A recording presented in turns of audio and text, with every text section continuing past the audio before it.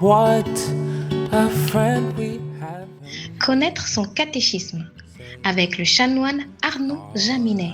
C'est tous les vendredis à 10h en direct sur Radio Sainte-Marie, future Radio Maria, Libreville 99 FM.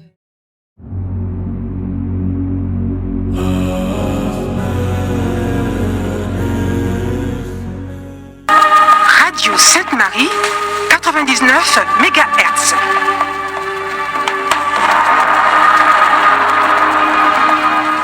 Avançons au large, ensemble et en Église.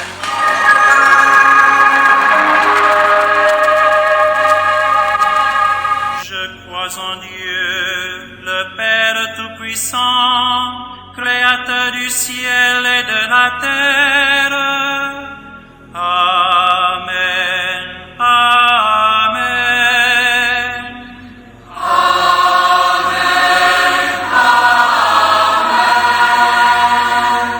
Je crois en Jésus-Christ, son Fils unique, notre Seigneur, qui a été conçu du Saint-Esprit, est né de la Vierge Marie, a souffert sous Ponce Pilate, a été crucifié et mort, et a été enseveli, et descendu aux enfers. Le troisième jour est ressuscité des morts, est monté aux cieux, est assis à la droite de Dieu le Père Tout-Puissant, d'où il viendra juger les vivants et les morts. Amen. Amen.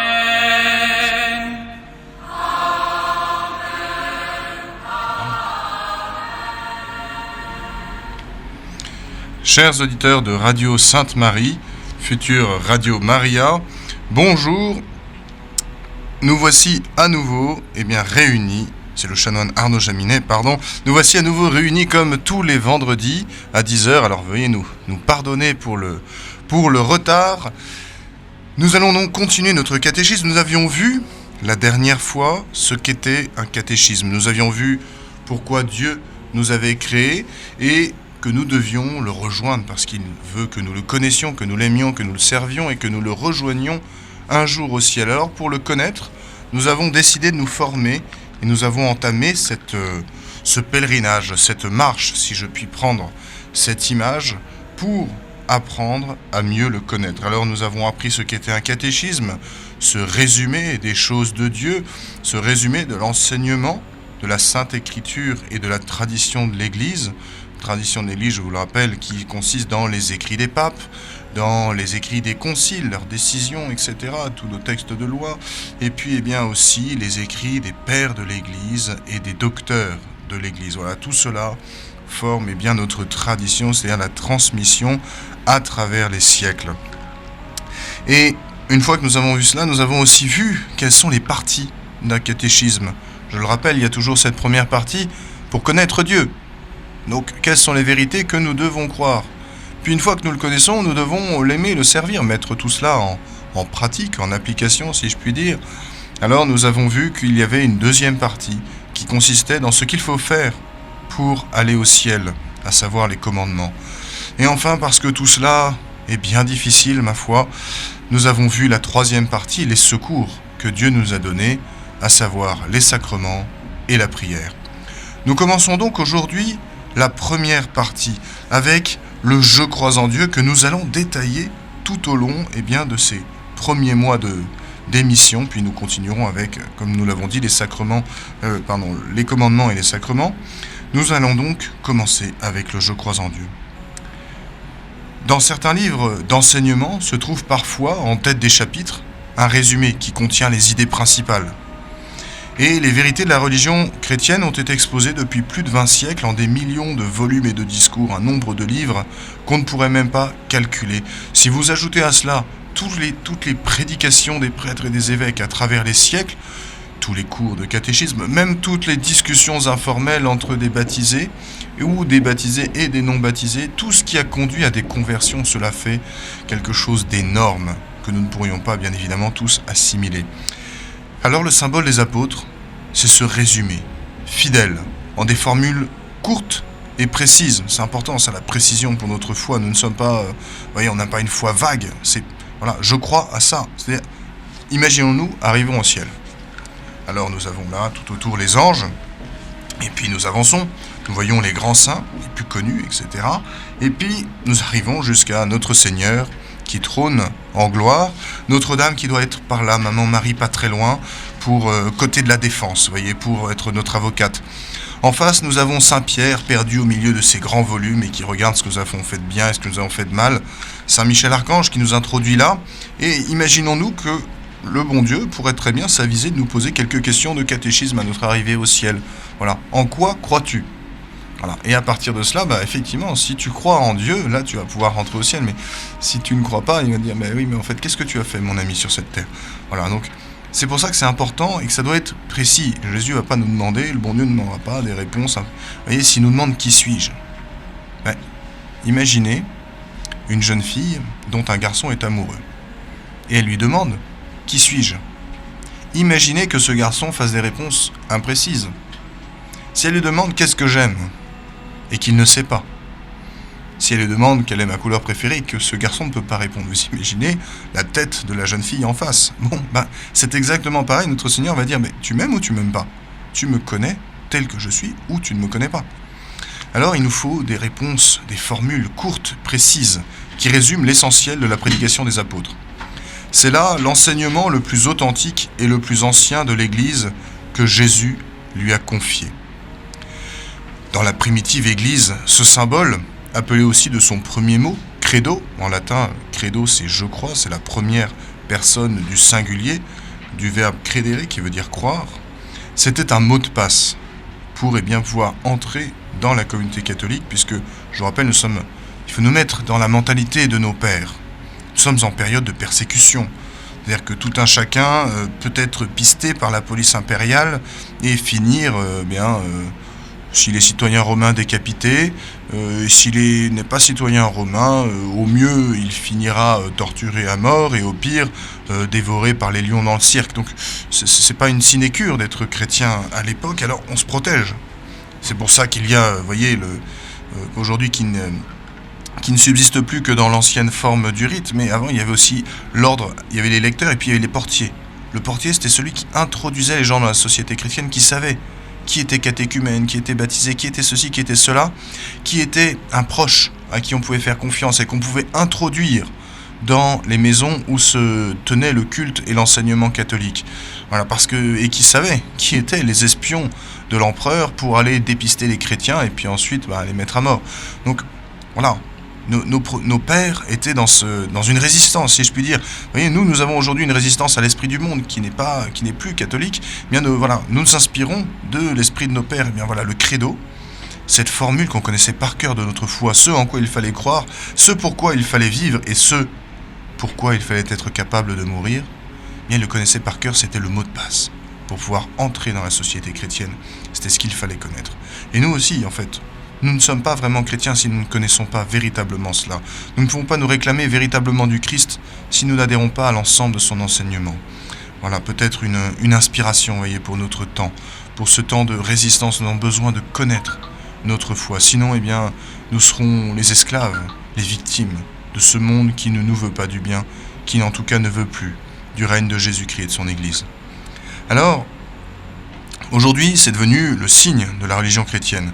C'est pourquoi on en prévoit la proclamation lors des occasions les plus solennelles. Et tout simplement, je pense que si on fait un résumé, donc il y a le moment des baptêmes par les parrains et la marraine de l'enfant, lors de la confirmation aussi, la profession solennelle de la foi, pendant les pèlerinages et diverses processions. Je me souviens de ce pèlerinage que j'ai eu la chance de faire à Rome. On entrait dans la basilique Saint-Pierre en chantant le credo. Pèlerins de tous horizons, nous venions de pays très divers et nous chantions en entrant dans la basilique. Alors c'est pas la cathédrale du monde chrétien parce que c'est Saint-Jean de Latran, mais dans cette basilique où Saint-Pierre avait été, là où Saint-Pierre même avait subi son martyre, avait été enterré, nous entrions en chantant le symbole des apôtres. C'était quelque chose de très prenant. Voyez-vous, tous ces touristes qui s'arrêtaient, qui se retournaient pour voir passer au milieu de l'allée, de la nef de la basilique Saint-Pierre, cette colonne de chrétiens aux accents divers. Il y avait des Australiens, des Néo-Zélandais, des Argentins, il y avait des Brésiliens, il y avait des Américains, des Canadiens, il y avait divers pays d'Afrique, il me semble même qu'il y avait quelques Gabonais, et puis des Français, des Allemands, des Anglais. Et tout ce monde-là chantait le credo d'une seule voix, affirmait la même foi de l'Église. Voilà, un moment solennel, une fin de pèlerinage. On professe notre foi en entrant dans la basilique du cœur même de la foi. On le professe aussi à la messe dans les occasions les plus solennelles. Peut-être une petite pause aussi pour vous rappeler que vous pouvez nous appeler tout au long de l'émission ou nous écrire aussi sur WhatsApp pour poser des questions, intervenir, etc.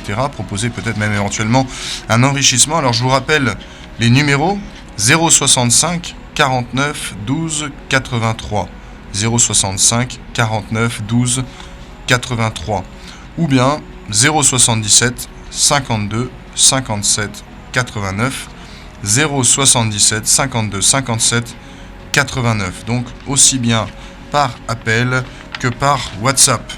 Voilà, ce qui a pour but aussi d'aider à la compréhension de tout un chacun en favorisant les questions.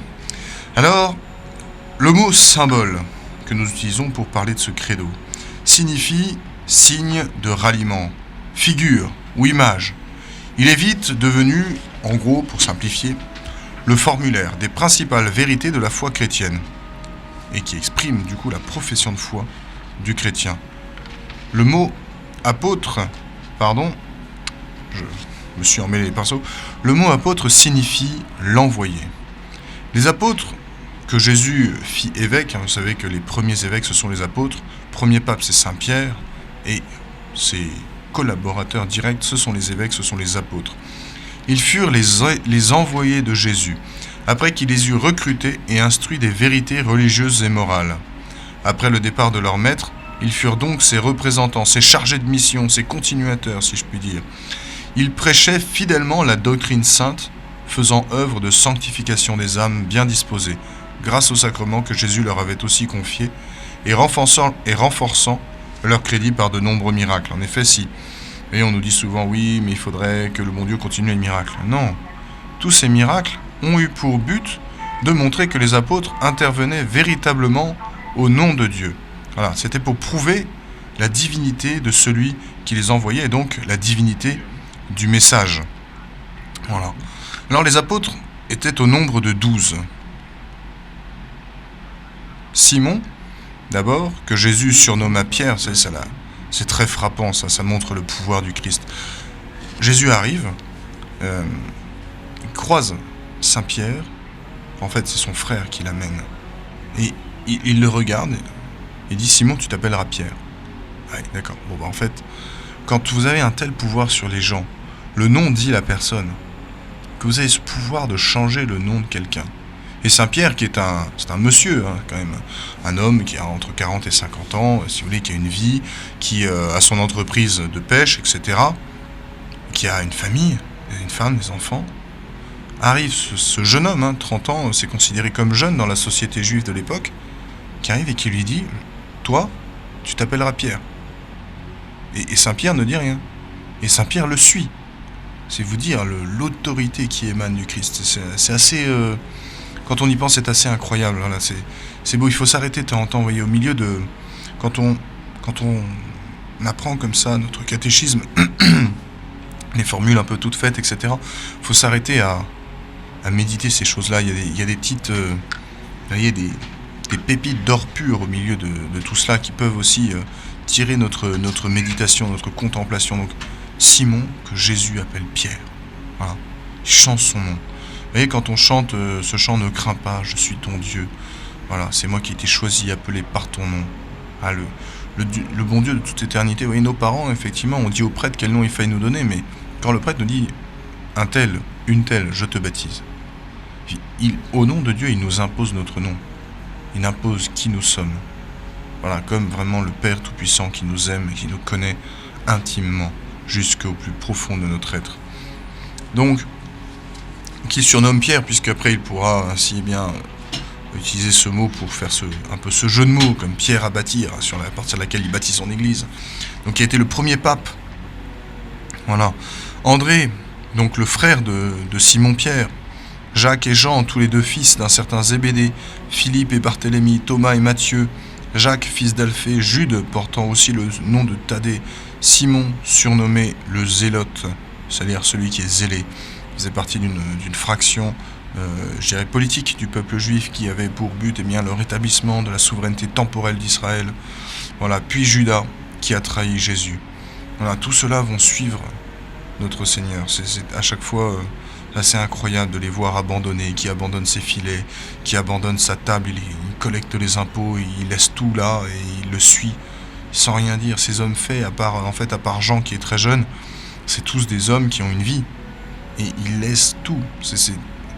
On doit aussi méditer cet exemple pour notre vie quotidienne. Vous voyez, est-ce que nous, là, demain, Jésus nous apparaît, nous dit tu laisses ta boutique, tu laisses ta bricole, tu laisses ton travail, tu laisses ta femme, tu laisses tes enfants, tu laisses ton mari, tu laisses tout ça là, tu laisses ta maison, tu laisses ta concession, ton terrain, tes plantations, tout ça là, tu laisses, tu viens, tu me suis et tu me fais confiance, on va voir de quoi on va vivre. Faut admirer quand même ces hommes qui le suivent comme ça, et qui le suivent d'ailleurs sans trop savoir. Il va faire des miracles par la suite, il va leur prouver sa divinité. Enfin, le premier jour, ce jeune homme de 30 ans qui arrive et qui leur dit « Venez, suivez-moi ». Et les gars, ils y vont quand même. C'est impressionnant. C'est toujours un sujet d'étonnement et on se dit que nous, on est bien petits à côté des apôtres. On est bien petits. Voilà, nous, on arrive après des siècles de christianisme où l'histoire de l'Église nous enseigne quand même que le christianisme a triomphé à peu près partout sur la surface de la terre, qu'aujourd'hui il est en butte aux persécutions, qu'à l'esprit du monde aussi, à la sécularisation qui va éloigner les gens du Christ. Mais globalement, nous avons énormément, en tout cas à peu près partout, des églises, des diocèses, etc. Nous avons même la structure de l'Église. Nous voyons sa puissance. Depuis Rome, le pape dit quelque chose à l'autre bout du monde, bien tout le monde obéit. C'est assez incroyable. Voilà. Donc nous avons beaucoup plus de motifs de croire, encore une fois. Il faut que ça renforce notre foi, en fait, aussi, tout ça. Alors, à ces apôtres choisis par Jésus, il faudra ajouter Matthias, qui sera élu par les apôtres pour remplacer Judas après son suicide. Voilà. Ensuite, il faut ajouter Paul, converti directement par Jésus quand il était sur la route qui menait à la ville de Damas, voilà, et qui est devenu le grand missionnaire des nations païennes. On ne connaît pas forcément exactement tous ses voyages, mais enfin on peut dire que globalement, avec pas mal de certitude, qu'il est passé en Espagne, en Gaule et en Grèce aussi d'ailleurs, qu'il a fait quasiment tout le bassin méditerranéen avant d'aller mourir à Rome. Voilà, donc l'apôtre des nations païennes. On considère que toutes les nations qui ne croient pas dans le Dieu unique, donc c'est-à-dire toutes sauf Israël, sont les nations païennes. La plupart des apôtres donc étaient pêcheurs sur le lac de Tibériade. Ils ont suivi Jésus, ils ont écouté ses enseignements, ils ont vu ses miracles, ils ont admiré sa sainteté surhumaine, etc. Ils ont pu vérifier la divinité de Jésus, particulièrement quand ils l'ont vu ressusciter par sa propre puissance. Ils l'ont vu ressusciter des morts. Il s'est ressuscité lui-même. C'est quand même là, on est sur vraiment le sommet de la divinité. C'est vraiment seul Dieu peut se ressusciter lui-même. Voilà. Convaincus par ce moyen-là, eh bien, ils ont accepté la torture et le martyre. Et c'est une des preuves les plus importantes de l'origine divine de la religion chrétienne. Personne n'accepte autant de souffrances, des martyrs aussi longs et ignobles. Quand on lit le martyrologe romain, donc qui collecte un peu toutes les passions des martyrs, c'est insoutenable, de violence, de dureté. Et personne ne plaisante en étant en train de rôtir, tel sur un barbecue géant comme Saint-Laurent, en disant « je ne suis pas encore assez cuit de ce côté-là ». Personne ne peut faire ça, si ce n'est celui à qui Dieu en donne la force. Voilà. Et donc avant son ascension, Jésus leur donne un mandat pour qu'ils aillent prêcher son enseignement. Il leur dit, je cite Saint Matthieu, nous sommes au chapitre 28, « Toute puissance m'a été donnée dans le ciel et sur la terre. Allez donc, enseignez toutes les nations. Baptisez-les au nom du Père, du Fils et du Saint-Esprit. Apprenez-leur à mettre en pratique tout ce que je vous ai enseigné. Et voici que je suis avec vous tous les jours, jusqu'à la fin des temps. » Qu'est-ce que c'est beau? Je suis avec vous tous les jours, jusqu'à la fin des temps. Le Christ va rester avec nous. Il s'en va physiquement pour mieux rester avec nous spirituellement. Par le don du Saint-Esprit certainement, mais avant tout aussi par la Sainte Eucharistie et par-dessus tout, par sa présence dans nos cœurs à partir du baptême. Et encore une fois, la nécessité du baptême. Nécessité du baptême. Il vient habiter dans nos cœurs. Après avoir reçu les dons de la puissance du Saint-Esprit à la Pentecôte, donc 10 jours après, les apôtres affrontèrent obstacles et dangers variés. Ils étaient matériellement démunis, sans armée, ils n'avaient pas de prestige scientifique. Je rappelle que, certes, ce sont des hommes matures, mûrs, etc., avec leurs entreprises de pêche, machin, mais ce ne sont pas des personnages publics connus pour leur savoir immense ou des choses comme ça, même pour leur manière, pour leur belle manière de parler. Non, normalement, ce sont des hommes un peu frustes. Voilà, ils vivent de leur pêche et ce sont pas des grands intellectuels. Mais le bon Dieu, il s'est révélé aux petits, aux humbles. Quand nous avons la prétention d'être un peu là, moi je sais, moi je connais, non.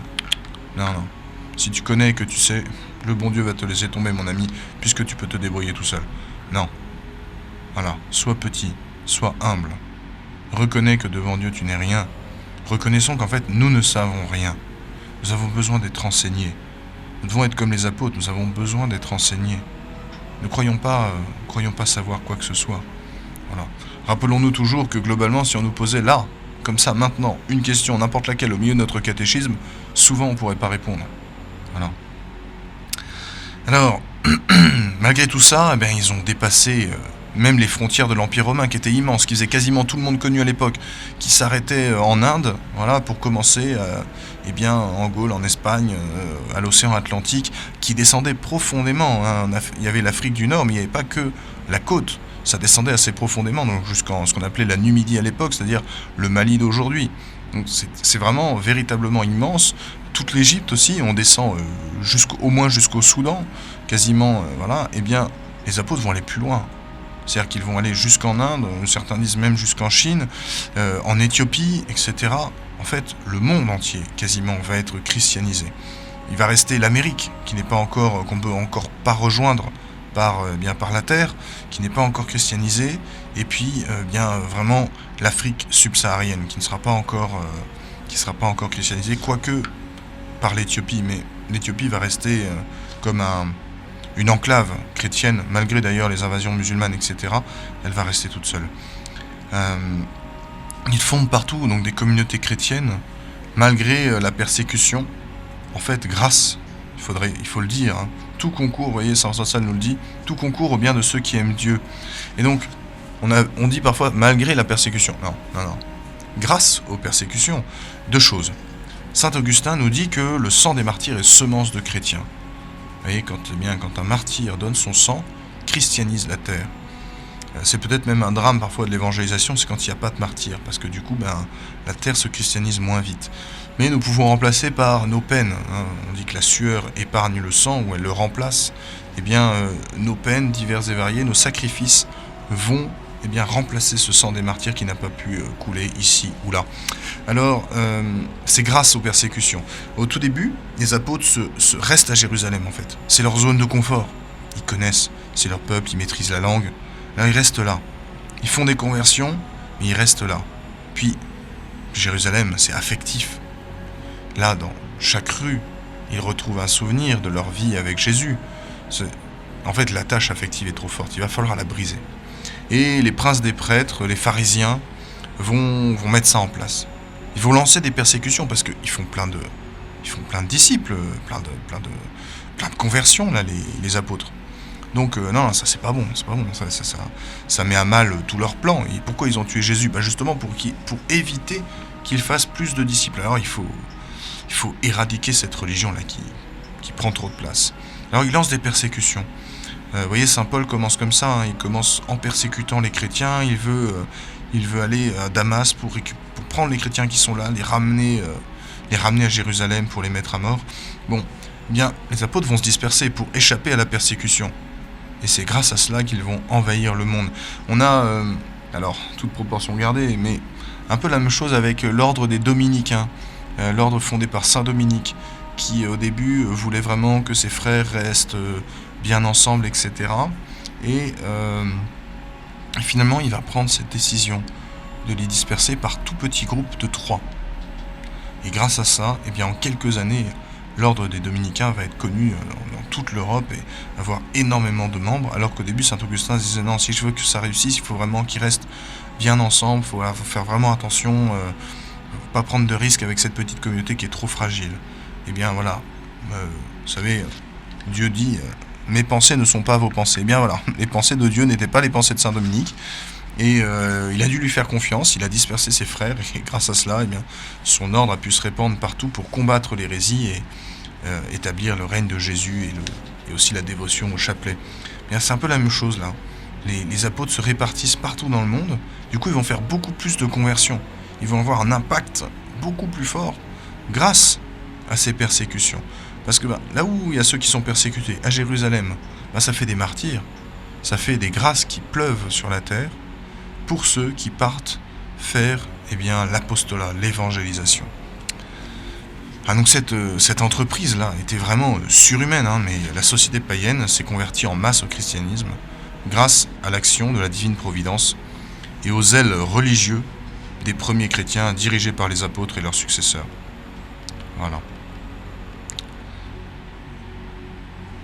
Donc les apôtres sont morts, ils sont tous morts martyrs d'ailleurs. Saint Jacques, voilà, qui a été dit le majeur pour le distinguer de l'autre Jacques, qui était le frère de Saint Jean l'évangéliste. Il a été arrêté à Jérusalem par ordre d'Hérode Agrippa vers l'an 42. Il est le premier apôtre à verser son sang en témoignage de sa foi en Jésus. Saint Pierre est mort à Rome, crucifié la tête en bas à sa demande, parce qu'il ne voulait pas avoir l'honneur de mourir comme Jésus. Saint André, son frère, mourut lui aussi sur une croix, en forme de X. C'est pour ça, vous voyez, c'est le saint patron, par exemple, de l'Écosse, et donc qui a son drapeau, là, une croix en forme de X. Donc lui, il est mort près de la mer Noire, près de la Russie. Saint Barthélemy, lui, a été écorché vif aux Indes. Saint Jean l'évangéliste, alors, a connu le martyre, mais il n'en est pas mort. Il a été plongé dans une chaudière d'huile bouillante et il en est ressorti indemne. Vous voyez, il y a encore un miracle du bon Dieu. Saint Jacques, dit le mineur, parce qu'il était plus jeune que l'autre Jacques, après avoir été pendant 30 ans évêque de Jérusalem, a été précipité du haut du pinacle sud-est du temple de Jérusalem, et enfin achevé à coups de bâton sur le crâne. Oui, désolé des détails, mais c'est important, il faut qu'on se rappelle tout ce qu'ont subi nos pères dans la foi, pour que nous ayons aujourd'hui la foi.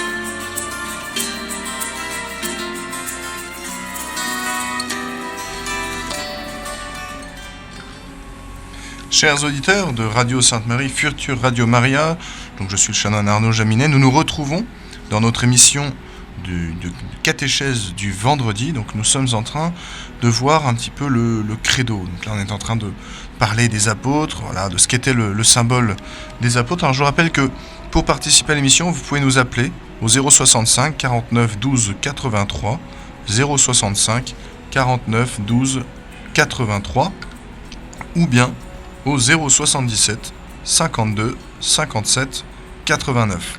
Je répète, 077 52 57 89. Et ces numéros répondent aussi sur WhatsApp. Voilà, donc nous nous retrouvons. N'hésitez pas à poser toutes les questions que vous pouvez avoir. Alors, nous étions en train d'écrire un peu le martyre de chaque apôtre, parce que c'est important de bien se dire qu'ils ont vraiment enseigné la vérité, ce en quoi ils croyaient, dont ils étaient sûrs, et qu'ils étaient prêts à mourir pour ça, parce que nous aussi, nous devons être prêts à verser notre sang en témoignage de cela. Martyr d'ailleurs, ça veut dire témoin en grec. Donc voilà, il faut que leur exemple puisse nous inspirer. Alors on parlait de Saint Jacques le mineur qui avait été précipité du haut du temple de Jérusalem puis achevé à coups de bâton sur le crâne. Maintenant nous passons à Saint Barnabé. Lui il a été martyrisé dans l'île de Chypre vers l'an 60. Et enfin, Saint Philippe, lui, est mort en Asie mineure. Saint Thomas a été martyrisé. Saint Thomas, c'est celui qui dit si je ne vois pas, je ne croirai pas. Il a été martyrisé près de Madras, aux Indes, où il est considéré comme le patron spirituel de ce pays. Saint Matthieu était martyrisé en Perse. Saint Jude, ou Thaddée, qui signifie le courageux, était le frère de Jacques le mineur, donc le plus jeune des deux Jacques, celui qui a été évêque de Jérusalem pendant 30 ans. Saint Simon, qui a été surnommé le Zélé pour avoir appartenu à un groupe de juifs pieux qui étaient partisans d'établir par la force le règne du Messie. Et enfin, donc, on parlait de Judas qui lui n'est pas martyr, il s'est suicidé après sa trahison de Jésus. Voilà, Saint Matthias a remplacé par élection Judas et est allé évangéliser l'Éthiopie. On ne sait pas avec certitude s'il fut martyrisé ou s'il mourut en Judée. Voilà, quant à Saint Paul, qui est son nom après sa conversion, il est mort décapité à Rome. Lui était citoyen romain. Voilà. Notons qu'il y a un deuxième résumé de la doctrine chrétienne qui est appelé le symbole de Nicée. Voilà. Ce nom provient de la ville où s'est tenu en 325 un concile d'évêques, durant lequel ce résumé doctrinal plus détaillé a été composé et proclamé. Il a eu pour but de corriger certaines erreurs concernant en particulier la personne de Jésus dans ses deux natures humaines et divines. Et certains disaient non, Jésus n'est qu'un homme, ou alors il est que Dieu, il a une apparence humaine, ou en fait c'est un homme, un surhomme, mais c'est pas Dieu. Voilà, le concile de Nicée va dire non, Jésus, il est Dieu et homme. C'est un mystère, ce qu'on appelle le mystère de l'incarnation, c'est-à-dire Dieu qui rentre dans notre chair, qui se fait homme. Et c'est dur à comprendre, mais c'est normal. Le mystère, c'est quelque chose qui dépasse notre intelligence. C'est dans l'ordre de la puissance de Dieu, il peut le faire, mais nous, c'est trop grand pour qu'on arrive à le comprendre. Et sinon, en fait, on n'aurait pas de mérite à croire. Heureusement qu'il y a des choses qui sont difficiles à comprendre, sinon vous imaginez, notre foi serait... en fait, ce serait une foi humaine. On dit oui, il faut croire ça, oui, enfin, en fait, tout est comment dirais-je, simple, facile. Un être humain aurait pu l'inventer. Et je prends souvent cet exemple. S'il y a des businessmen qui nous écoutent, ça va leur parler. Le businessman, il fait ce qu'on appelle un business plan, voilà, pour développer son entreprise. Bon, il fait sa planification, voilà comment on va faire, quelle publicité, quel public on vise, qu'est-ce qu'on va vendre comme produit, qu'est-ce qu'on va fabriquer, combien on va le vendre. Voilà, ça va nous rapporter tant d'argent, ça va nous coûter tant, à la fin on va faire un bénéfice, voilà, on va pouvoir se donner un salaire, bon, ça c'est son plan. Imaginez-vous que le business plan des apôtres pour développer leur entreprise, vous voyez ceux qui nous disent ah, tout ça c'est un plan humain, c'est purement humain, c'est des hommes qui ont organisé ça. Donc, on a des hommes qui se sont dit tiens, on va imaginer que Dieu, cet être spirituel, s'abaisse à prendre la nature corporelle d'un homme. Bon, imaginons, un soir où ils auraient trop bu, ils pourraient inventer ça, c'est possible, peut-être, bon. Et puis,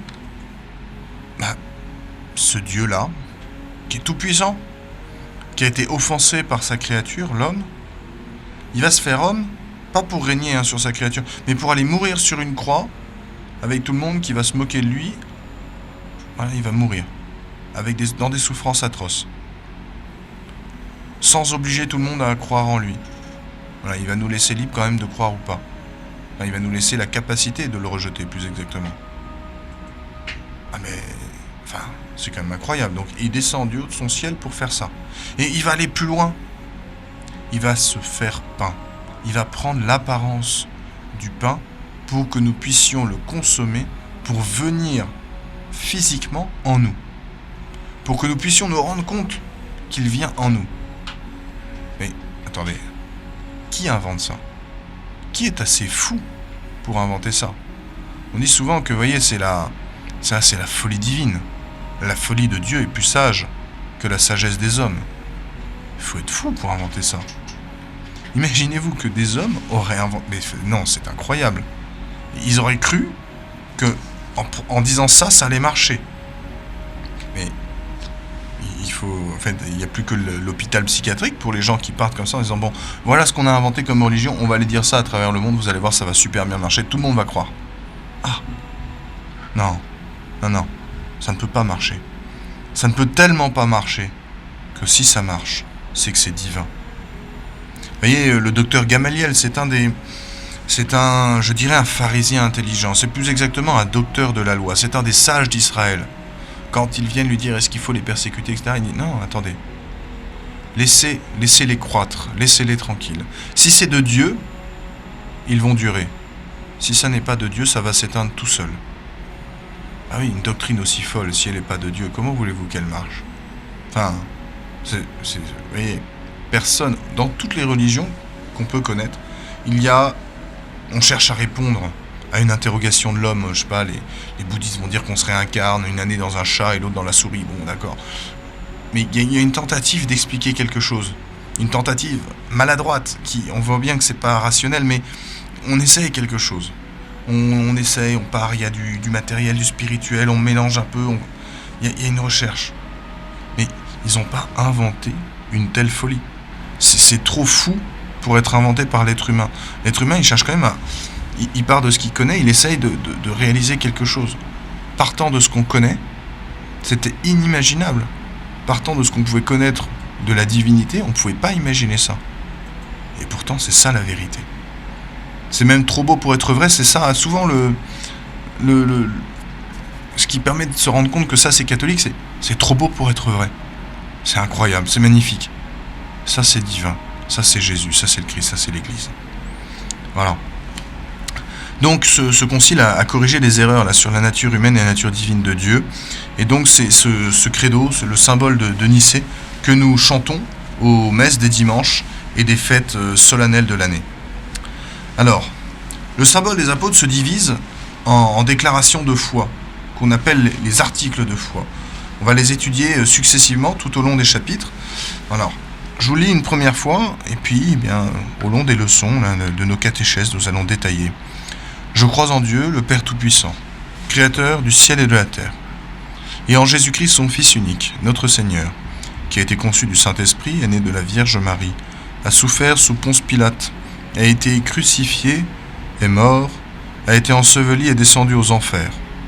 Le troisième jour est ressuscité des morts et monté aux cieux, est assis à la droite de Dieu le Père Tout-Puissant, d'où il viendra juger les vivants et les morts. Voilà. Je crois en l'Esprit Saint, à la Sainte Église catholique, à la communion des saints, à la rémission des péchés, à la résurrection de la chair, à la vie éternelle. Amen. Voilà donc ce que nous allons expliquer tout au long de nos catéchèses de l'année.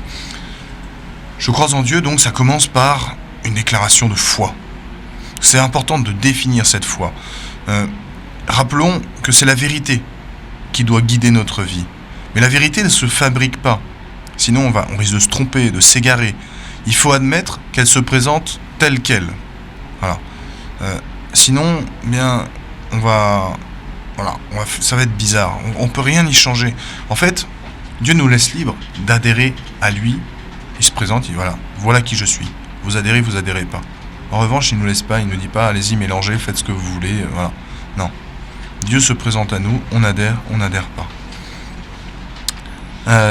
telle personne peut s'imaginer qu'elle est libre de penser que le feu nous rafraîchit, ou que 2 et 2 font 6 au lieu de faire 4. Bien, elle s'illusionne, et tôt ou tard, elle sera victime de ses erreurs. Donc ça, c'est important. La vérité ne se négocie pas. La vérité, elle est une. On la connaît, on peut la connaître, Dieu s'est révélé, et bien, il faut adhérer. Voilà. Ou alors dire carrément, je rejette, mais on ne peut pas se leurrer en se disant non, il y a une autre vérité, voilà. Le feu brûle, et le feu a toujours brûlé, brûlera toujours, c'est comme ça. Alors il y a 2 moyens d'avoir la certitude de la vérité. D'abord en entrant par soi-même en contact physique avec les choses. C'est l'évidence immédiate. Donc l'enfant qui met sa main dans le feu, là, il crie, il pleure, ben voilà, ça le brûle. Il s'est rendu compte que le feu brûle.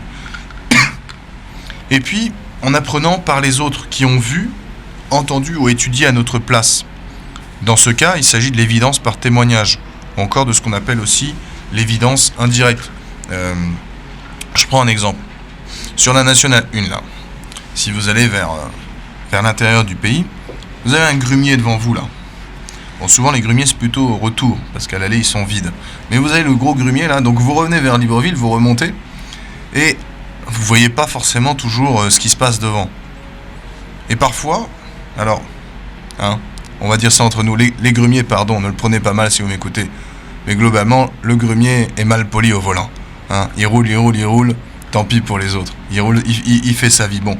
Alors, mais parfois, vous avez le grumier gentleman. Vous voyez, le grumier bien élevé qui se dit, bon, l'autre, il est dans sa voiture, derrière, il va plus vite que moi. Dans les virages, il en a ras-le-bol de me voir ralentir, puis réaccélérer, etc. Alors, il vous fait signe. Passe, mon ami, passe devant moi, il n'y a personne, c'est bon. Voilà. Puis après, il y a le grumier malhonnête qui se dit, je vais lui faire signe de passer. Et en face, il y a le bus qui arrive, et là, bam, bon. Ça aussi, on voit parfois. Bon. C'est un peu dommage, ça. Bref. Eh ben, vous le croyez, si vous fait signe de passer. Bon, à part celui qui est très méfiant, ça j'ai vu aussi, le chauffeur qui dit non, moi je passe pas parce que le gars là, il va m'avoir, il connaît pas conduire. Bon, mais normalement, vous lui faites confiance. Le gars, il vous dit, devant moi c'est libre, vas-y, passe mon ami, double, il y a personne. Ben, vous avez une évidence par témoignage et vous faites confiance à cette personne. Il y a quelqu'un d'autre qui a vu, entendu ou étudié à votre place et vous lui faites confiance. À l'école, on a appris des trucs. Quand la maîtresse nous a dit 2 plus 2, ça fait 4. Bon, on a dit oui, d'accord, ok, elle a raison, la maîtresse. Un peu plus tard, on a su faire 1 plus 1 plus 1 plus 1, ça fait 4. Bon, là, on a vérifié, on s'est dit, ok, ça marche. Voilà. Et parfois, on nous a appris des trucs, on a dit, bon, ok. Quand on était petit, on nous a dit, la Terre tourne autour du Soleil. Bon, et quand on est grand, on a compris pourquoi. Mais avant, bon, on a fait confiance au professeur. Puis les plus jeunes qui nous écoutent, peut-être les plus vieux vont me dire, oui, mais moi j'ai connu, mais les plus jeunes, on vous apprend la date de naissance, la date de mort du premier président de la République gabonaise, M. Léomba. Vous le connaissez, vous l'avez vu, vous avez vérifié, et pourtant vous croyez tout le monde qui vous en parle. Si vous prenez d'autres personnes qui ont existé avant, plus longtemps avant, vous croyez qu'elles ont existé. On prend Jésus. Vous croyez qu'il a existé. Et pourtant, est-ce que vous l'avez vu? Non, mais on vous l'a dit, et donc vous avez cru à ce témoignage. Voilà. Donc, dans ce cas, il s'agit de l'évidence par témoignage ou encore de ce qu'on appelle l'évidence indirecte. La science et la croyance, donc les deux, arrivent toutes deux par ces 2 moyens à la certitude de la vérité. Avec une ou plusieurs évidences, on acquiert une certitude. Avec plusieurs certitudes, on acquiert une croyance ferme, une science sûre. On dit que la science, c'est la connaissance exacte par les causes, quand on connaît toutes les causes qui amènent à un effet. Donc avoir la foi ou croire, c'est tenir pour vrai le témoignage de ceux qui ont manifestement été les acteurs ou les auditeurs ou les témoins de ce dont ils témoignent. L'acceptation de leurs affirmations doit évidemment reposer sur la qualité d'honnêteté du témoin ou des témoins. Voilà. Donc, je reprends mon exemple du grumier. Si vous le connaissez, vous l'avez vu là, vous avez fait la pause avant à Bifoun. Et il était là, il prenait son coupé-coupé, vous êtes assis, vous avez dit non, lui sa tête me revient pas, il part juste devant vous. Bon voilà. Vous dites non, son honnêteté là, il a réussi à arnaquer la vieille maman là-bas, il lui a acheté le pain moins cher, je sais pas quoi, il a repris la monnaie. Bon, ce gars-là, il est malhonnête, vous ne passez pas quand il vous fait signe de passer. Si vous êtes le gars bien honnête, propre, allez, là vous passez. Vous voyez, c'est ça aussi. Si le témoin n'est pas digne de foi, pourquoi on croit le professeur? Parce que normalement, le professeur, il est digne de foi. S'il est là, c'est qu'il a été reconnu comme tel, il a le diplôme, etc.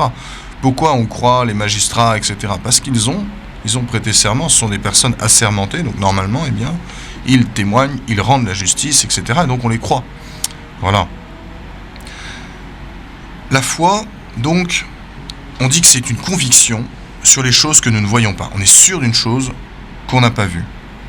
C'est donc une adhésion volontaire, mais raisonnable et raisonnée à une vérité qui n'est pas directement évidente, mais qui nous apparaît digne d'être raisonnablement crue. C'est-à-dire qui est tenue pour vraie, on pense qu'elle est vraie, d'après le témoignage de quelqu'un que l'on sait bien informé, véridique et honnête.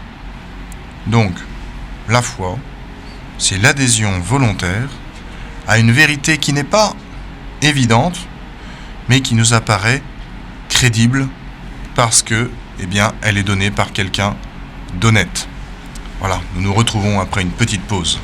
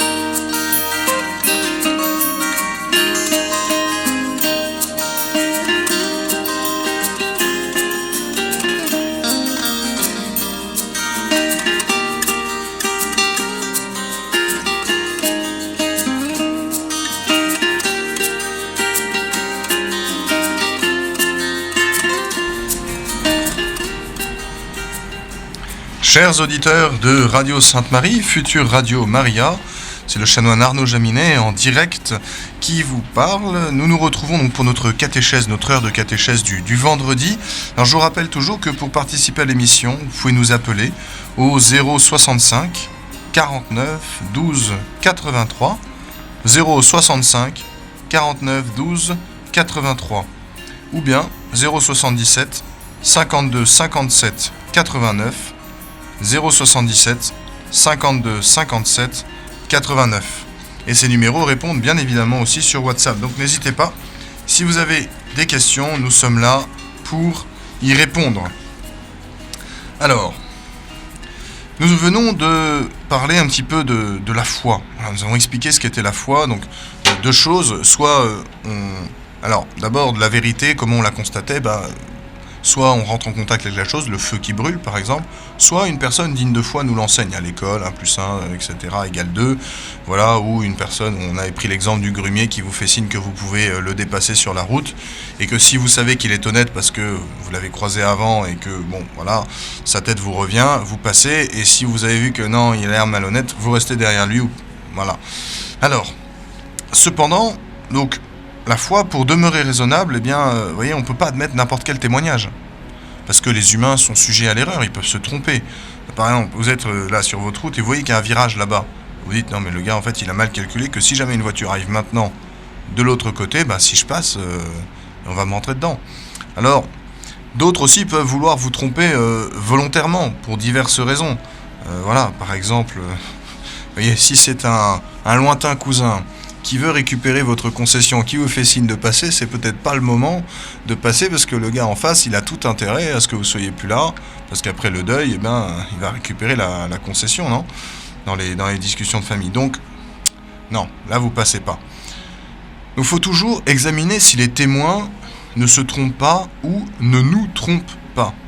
Voilà, on voit parfois des élèves à l'école qui sont très pointilleux là-dessus. Il y a des élèves qui aiment bien embêter. S'il y a des professeurs qui m'écoutent, vous voyez cet élève-là qui à chaque fois vous pose toutes les questions jusqu'à ce que vous soyez obligé de dire écoute, si tu veux faire le cours à ma place, tu n'as qu'à faire les études, aller à l'université. Voilà, oui, ce genre d'élève-là qui casse les pieds jusqu'à ce que il trouve l'erreur possible ou la faille dans notre raisonnement. Voilà. Alors, il y a 1000 motifs sérieux de croire, vous voyez, en raison de l'intelligence, de la sincérité, de l'honorabilité, de la science des témoins. Ainsi, lorsque c'est le cas,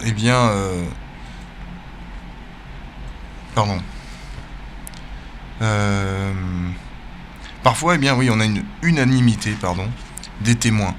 Et chacun a des qualités, donc certains l'intelligence, d'autres la sincérité, d'autres sont honorables, d'autres ont la science, voilà, et on peut avoir une multitude de témoignages qui tombent tous en accord les uns avec les autres, c'est ce que nous avons pour l'Évangile. Donc le témoignage des autres est une source légitime et raisonnable et même indispensable d'acquisition de la certitude. On ne peut pas tout savoir par nous-mêmes. Vous savez, sinon on n'aurait pas fait les livres. Voilà. Si on pouvait tout savoir par nous-mêmes. D'ailleurs, aujourd'hui, on est bien à une époque où il faut se spécialiser. Certains vont aller étudier l'astronomie, d'autres vont étudier l'architecture et ainsi de suite. On ne va plus pouvoir maîtriser l'ensemble des connaissances aujourd'hui. Ça n'est plus possible. Il y a encore 1000 ans, un homme pouvait prétendre connaître à peu près tout, être capable de faire de la poésie tout en maîtrisant le parcours des astres, des étoiles dans le ciel. Non, aujourd'hui, c'est plus possible. On se spécialise. Certains font du droit, d'autres font de l'économie, etc. Voilà. Il y a tellement de choses qui nous échappent, voilà, ou qui constituent un passé révolu et qu'on ne peut plus reproduire. Voilà. Ce témoignage des témoins dignes de foi mérite donc notre confiance éclairée. Cette foi humaine, c'est la condition du savoir et du progrès pour notre intelligence.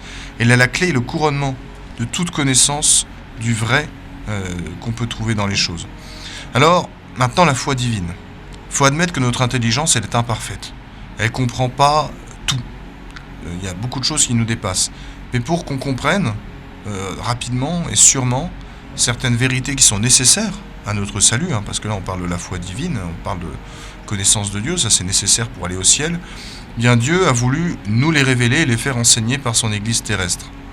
Or, Jésus-Christ et l'Église sont des guides sûrs en qui nous pouvons avoir une confiance éclairée. Vous voyez, on sait qu'ils sont dignes de foi. Alors la foi divine en plus ne peut pas contredire la raison, parce que ces deux lumières, ça c'est Saint Jean-Paul II qui insistait beaucoup là-dessus, la foi et la raison vont ensemble, elles sont complémentaires, elles ont la même origine, c'est Dieu. Elles se complètent, elles s'entraident. La raison sert de base, elle aide la foi. D'ailleurs, on ne peut pas croire quelque chose qui serait totalement... Quand on croit, c'est un acte rationnel. Le témoin qui me parle là est lui-même rationnel et digne de confiance. Donc ma raison dit je peux adhérer à ce qu'il me dit. Voilà. On ne peut pas adhérer comme ça, sinon ce qu'on appelle le fidéisme, et ça aussi c'est condamné par l'Église. Je crois parce que je crois. Non, ça marche pas comme ça. Je crois parce que c'est raisonnable de croire. Voilà. Et la foi, à son tour, elle va perfectionner la raison. Elle l'enrichit de nouvelles connaissances. Vous voyez, la Trinité, Dieu est un seul Dieu en trois personnes. Ça enrichit notre connaissance. Notre raison ne peut pas y arriver toute seule. Voilà.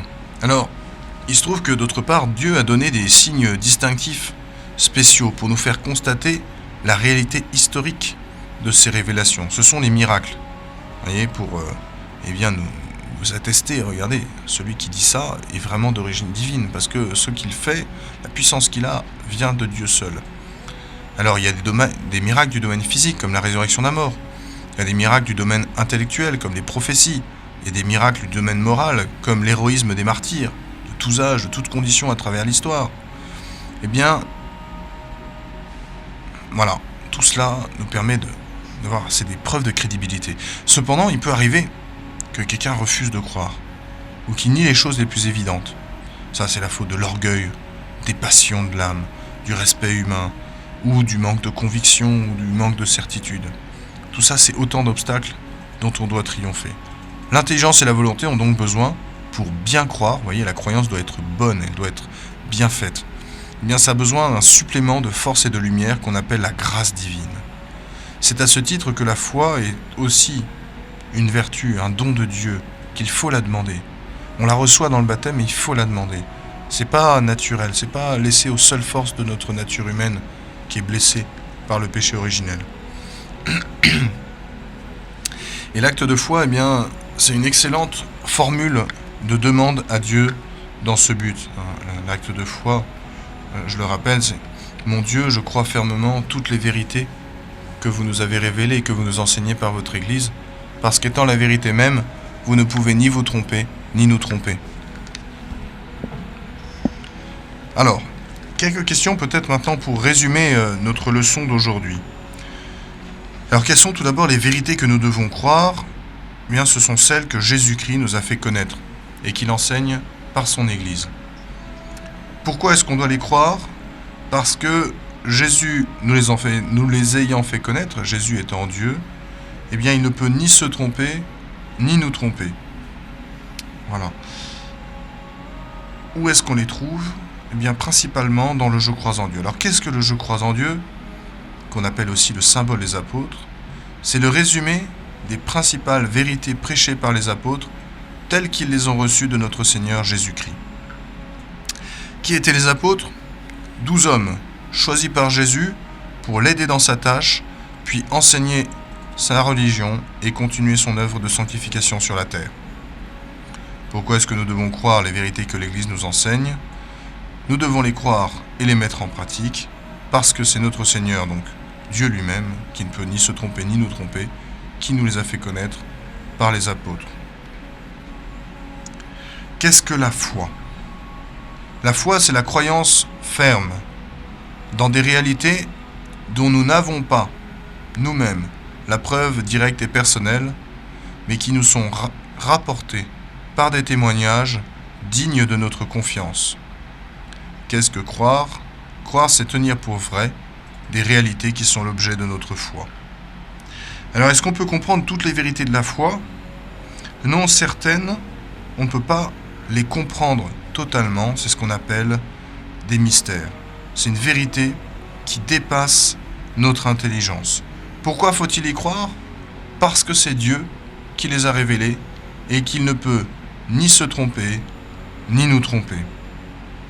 Là, il y a 3 principaux mystères de la foi que nous étudierons chacun en leur temps. D'abord, le mystère de la Sainte Trinité. C'est le mystère de ce Dieu auquel nous croyons, le Père, le Fils et le Saint-Esprit. Mystère d'un seul Dieu en 3 personnes égales et distinctes. Il y a ensuite le mystère de l'incarnation. C'est le mystère du Fils de Dieu qui se fait homme. C'est un mystère parce que Dieu, pur esprit, se fait homme. Et enfin, il y a le mystère de la rédemption. C'est le mystère de Dieu fait homme qui meurt sur la croix pour nous. Et Dieu qui meurt. C'est contradictoire normalement. Donc Dieu fait homme.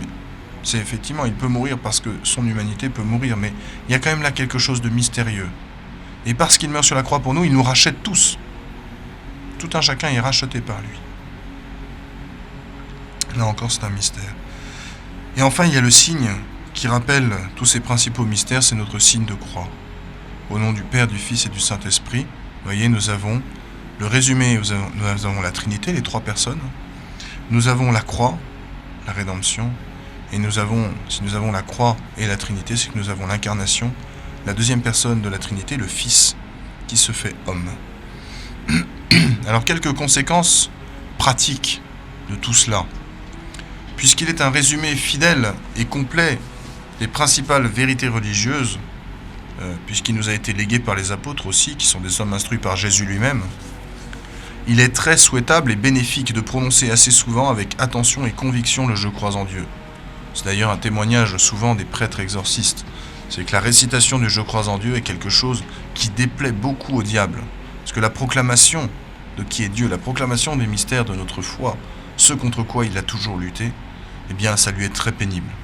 Voilà, donc c'est aussi une belle prière que nous devrions tous réciter au moins une fois par jour. De toute façon, chacun d'entre nous, je n'en doute pas, dit son chapelet tous les jours, donc nous le récitons forcément au moins une fois chaque jour.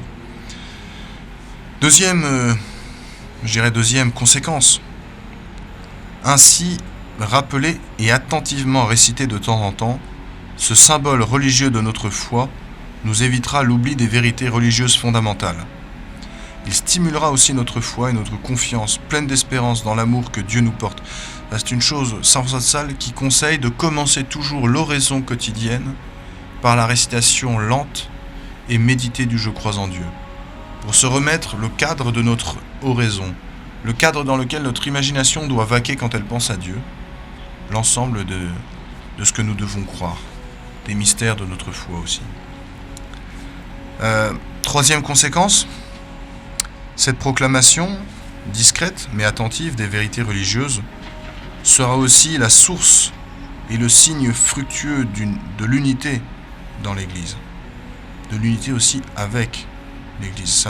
Ça nous fait rentrer chaque fois un peu plus dans l'Église, qui est la gardienne, la dépositaire de ces vérités données, enseignées par Jésus-Christ. Donc, plus nous le récitons, plus nous entrons dans l'intimité de notre Mère, la Sainte Église. Voilà, donc, fondée par Jésus. Cette Église qui a été confiée aux apôtres. Et quand nous récitons le symbole des apôtres, nous récitons ce qu'ils ont donné comme foi à l'Église. Voilà. Donc ça va être ce signe d'unité en vue de notre instruction, de notre éducation, de notre sanctification. Et ces prières que le bon Dieu nous a données, que le Christ nous a données, eh bien, elles forgent petit à petit notre prière. Elles forment notre âme à parler à Dieu comme il veut que nous lui parlions, à travers notre Père, le « Je crois en Dieu ». Toutes ces prières que Jésus nous a enseignées, que l'Église nous a données, eh bien, elles formatent, si je puis dire, mais dans le bon sens du terme, notre prière, notre vie de prière et d'union avec Dieu.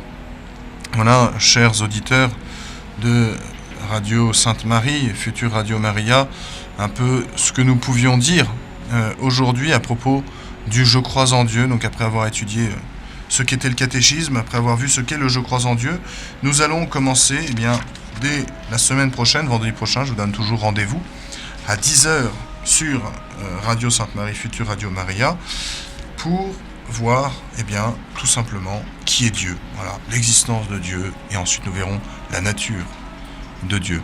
À bientôt, et que Dieu vous bénisse, le Père, le Fils et le Saint-Esprit. Amen.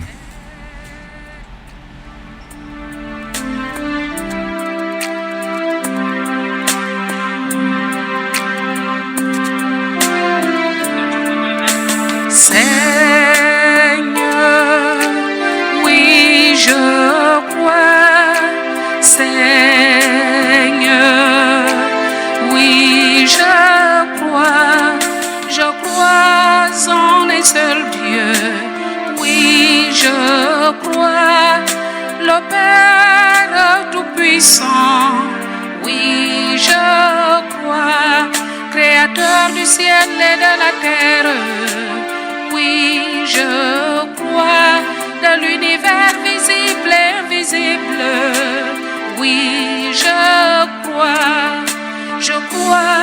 en un seul Seigneur. Oui, je crois, Jésus-Christ, le Fils unique de Dieu. Oui, je crois, né du Père avant tous les siècles. Oui, je crois, il est Dieu, né de Dieu. Oui, je crois, lumière née de la lumière.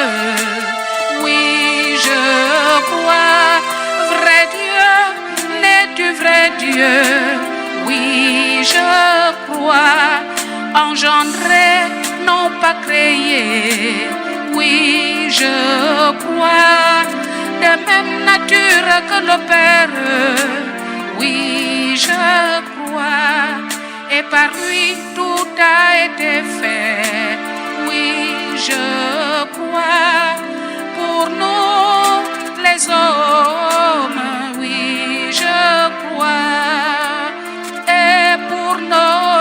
salut, oui, je crois. Il descendit du ciel, je crois, par l'Esprit Saint, oui, je crois.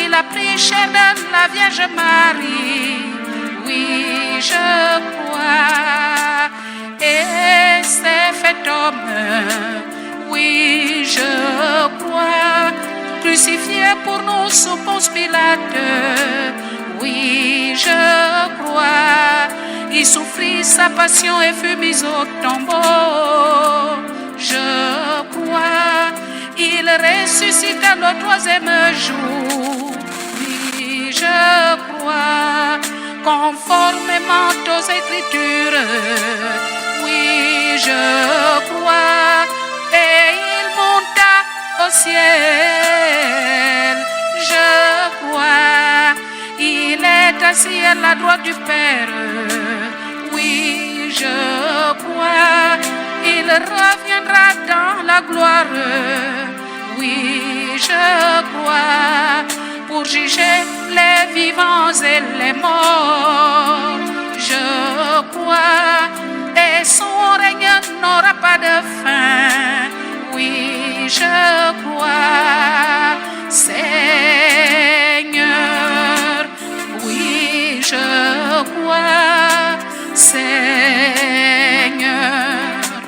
oui, je crois en l'Esprit Saint, oui, je crois, qui est Seigneur et qui donne la vie, oui, je crois, il procède du Père et du Fils, oui, je crois, avec le Père et le Fils, oui, je crois, il reçoit même adoration et même gloire, je crois, il a parlé par les prophètes, oui, je crois en l'Église, oui, je crois, une sainte catholique et apostolique, je crois, je reconnais un seul baptême, oui, je crois, pour le pardon des péchés, je crois, j'attends la résurrection des morts, je crois, et la vie du monde à venir, amen. What a friend we have. Connaître son catéchisme avec le chanoine Arnaud Jaminet. C'est tous les vendredis à 10h en direct sur Radio Sainte-Marie, future Radio Maria, Libreville 99 FM. What a friend we have. Connaître son catéchisme avec le chanoine Arnaud Jaminet. C'est tous les vendredis à 10h en direct sur Radio Sainte-Marie, future Radio Maria, Libreville 99 FM.